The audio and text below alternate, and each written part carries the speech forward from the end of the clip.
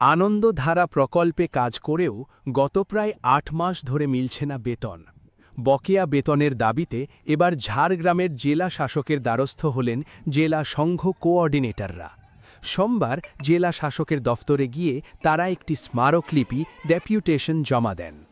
আন্দোলনকারীদের অভিযোগ, রাজ্য সরকারের অত্যন্ত গুরুত্বপূর্ণ আনন্দধারা প্রকল্পে তারা দীর্ঘদিন ধরে নিষ্ঠার সঙ্গে কাজ করে আসছেন। তা সত্ত্বেও গত ৮ মাস ধরে তাদের কোনো পারিশ্রমিক দেওয়া হয়নি। বেতন না পাওয়ায় চরম আর্থিক অনটন ও চরম অনিশ্চয়তার মুখে পড়েছেন কোঅর্ডিনেটর ও তাদের পরিবারগুলি। এদিন ঝাড়গ্রাম জেলা সংঘ কোঅর্ডিনেটরদের একটি প্রতিনিধি দল জেলা শাসক দফতরে পৌঁছান এবং তাদের দাবি দেওয়া সম্বলিত স্মারকলিপিটি পেশ করেন।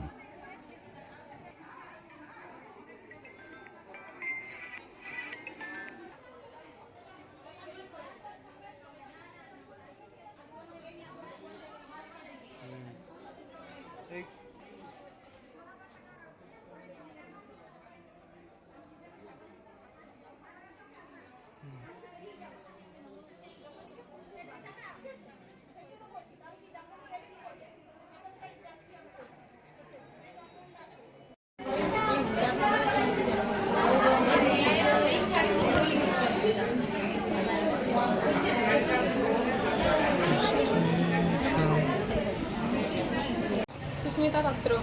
কি দাবি আপনাদের? আমরা এনআরএলএম প্রজেক্টে কাজ করছি, প্রায় 10 বছর ধরে কাজ করছি।